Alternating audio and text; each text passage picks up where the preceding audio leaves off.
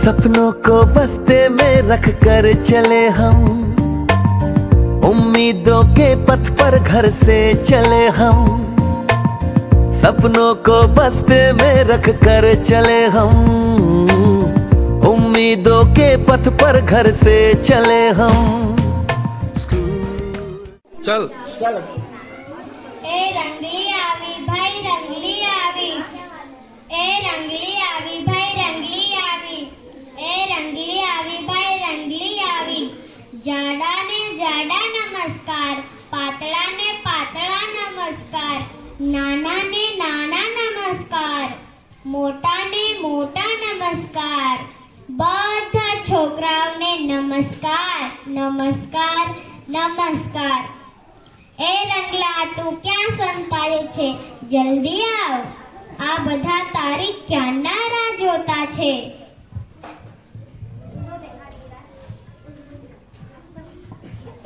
એ લાંબો ઢગલો મૂછો વાકડી શિરે ટોપી રાતી, એ આવ્યો આવ્યો આવ્યો, રંગલી તારો રંગલો આવ્યો। તો આપણે બધા એક સિંહ અને શિયાળની વાર્તા જોઈશું। એક મોટું જંગલ હતું, જંગલમાં ઘણા બધા પ્રાણીઓ રહેતા હતા।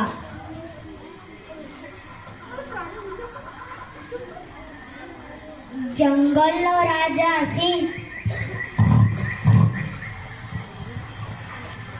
જો તે શિકાર કરે તો ભરપેટ જમે અને બાકી વધ્યું હોય એ એક શિયાળ ખાય। શિયાળને પણ મજા આવી ગઈ હતી, કશું કરવાનું નહીં તો પણ જમવાનું મળી જાય।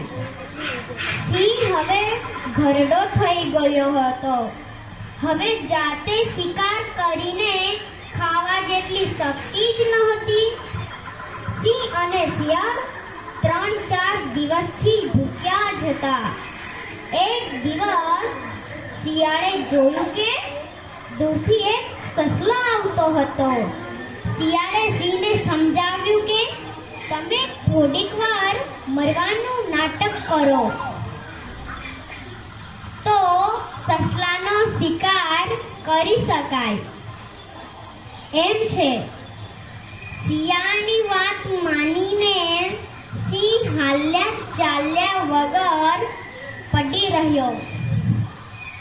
શિયાળ તો ખોટું ખોટું રોતું જાય અને સિંહ પર સૂકા પાંદડા નાખતું જાય। સસલાએ આવીને પૂછ્યું, આ શું કરો છો શિયાળ ભાઈ, દેખાતું નથી?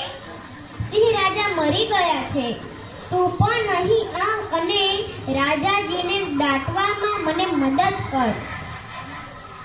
સસલાને થયું કે મરેલા સિંહ માટે શિયાળભાઈ દુખી થાય એવા નથી, નક્કી કંઈક ગરબડ લાગે છે। સસલો થોડી વાર સુધી પડેલા સિંહને બરાબર જોતો રહ્યો। થોડી વાર વિચારી મોટેથી બોલ્યો, તમારી કંઈક ભૂલ થાય છે।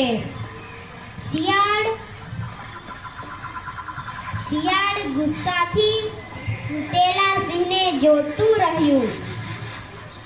સિંહ મરી જાય તો એનું શરીર અક્કડ જ થઈ જાય, પણ શિયાળ ભાઈ એની પૂંછડી તો હલે હો। ખોટું ખોટું સૂતેલા સિંહે આ વાત સાંભળી એટલે એણે તરત જ પૂંછડી હલાવી। તે જોઈને તરત જ સસલો ત્યાંથી ભાગ્યો। ઠેકમ ઠેક ઠેકમ ઠેક ઠેકમ ઠેક। એ રંગલા તું ક્યાં સંતાયો છે, જલ્દી આવ।